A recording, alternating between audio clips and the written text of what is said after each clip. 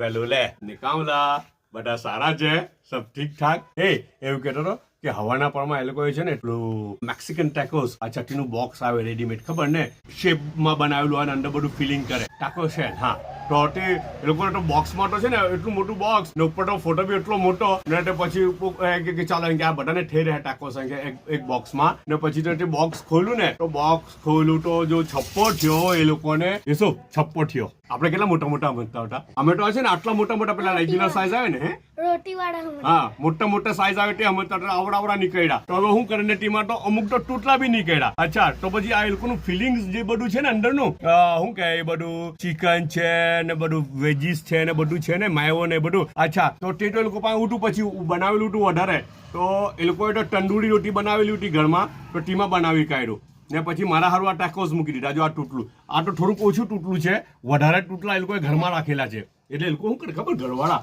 અક્ષર જોજો હે તમે